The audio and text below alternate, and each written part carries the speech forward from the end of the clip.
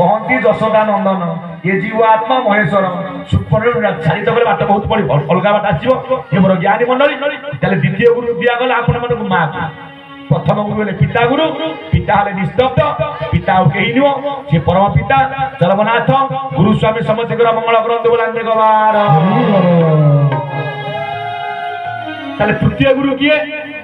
ना तृतीय गुरु हेले आपण मानकर शिक्षा गुरु जिते बड़े आपण मैंने जाऊँ विद्यालय को शिक्षा गुरु कौन कहते ना तीनोटी शून्य आज्ञा काटिदेवे प्रथम गुरु ब्रह्मा गोटे शून्य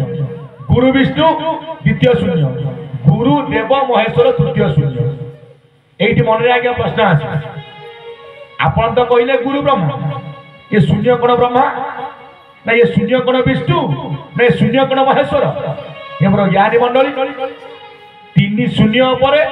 अच्छा मोर चरमनाथ गुरु स्वामी प्रमाण ना ब्रह्मा हेले गुरु विष्णु हेले गुरु महेश्वर हेले गुरु ये रहिले कौटी ना नाभिरे वेदपति ब्रह्मा हृदय जगन्नाथ कंठरे सदाशिव किंतु स्वामी स्वामी जी हेले आपण मानकर गुरु स्वामी जहां आज्ञा ब्रह्मा विष्णु शिव आज मर्त्य मंडल को आज्ञा आसी कहीं नुह अव्यक्त मंडलाधिपति चरमनाथ गुरुस्वामी पाद पद्म बोलांदे गवार आम शास्त्र कहती पिंड ब्रह्मांड एक मत जानती सुज्ञानी पंडित पिंड को जदि आसवा आप देखिले नाभिरे रहिले वेदपति ब्रह्मा हृदय जगन्नाथ कंठरे सदाशिव किंतु प्रकृत पूर्ण ब्रह्म कौटी अच्छा आज्ञा आपणकर गोटे चक्र ललाट चक्र तापरे लालना चक्र तापरे गुरु चक्र गोटे चक्र जार नाम होची आज्ञा सहस्रासर चक्र जोटी स्वयं परम ब्रह्म आज्ञा विद्यमान करिछन जाको ठाकुर मन देखि चरम लेखा जाइनी ल अज्ञानी की व्यक्त करिबो नाही अज्ञानी के व्यक्त करिबो नाही अव्यक्त पुरुष शून्य रे थाई से शून्य रे थाई जीव परम ताबेनी चरण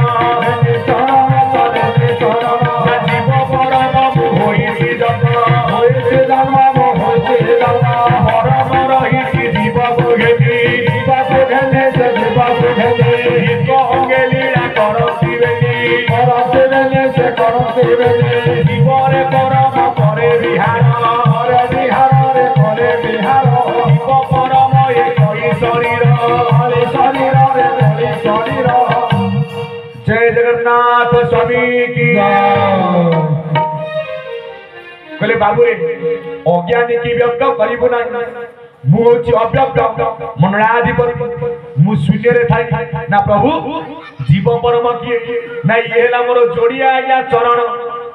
तू जदि सेही पाद को धरि पारि तेबे तू मो पाख को जाई पारि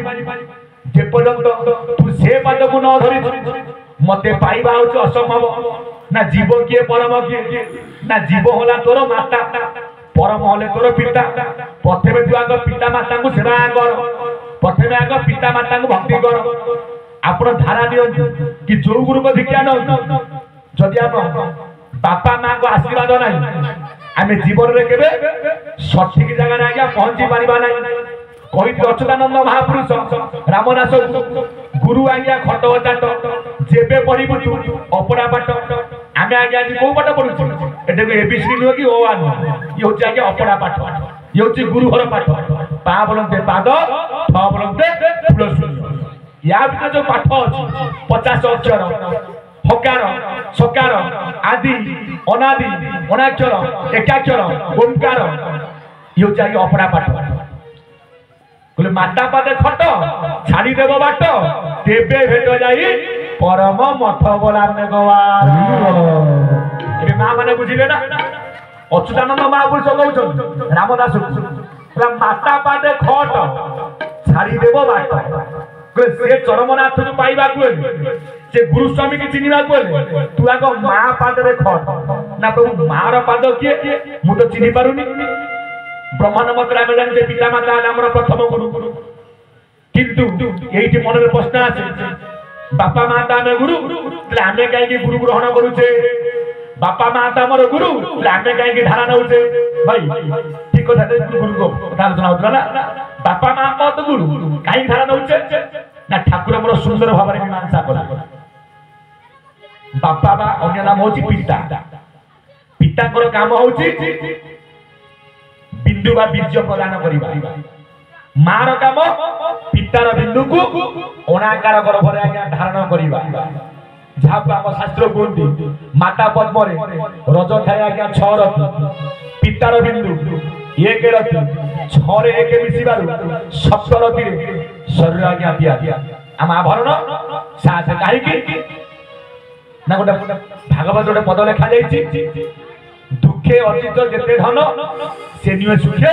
प्रयोजन किपरि ना प्रथम आम माने खाउचे खाद्य खाद्यरु रस रसरु रक्त रक्तरु मांस मांसरु हाड़ हाड़रु मजा मजारु शुक्रवा बिंदु 7 आभरण भितर जे विद्यमान करिसंती से किए ना चरमनाथ गुरुस्वामी बोलांग भगवान काई कि ना अभिराम परमहंस कहनाथि ना अष्ट ब्रह्म परे जेणु ये ज्ञान जेणु ये हारना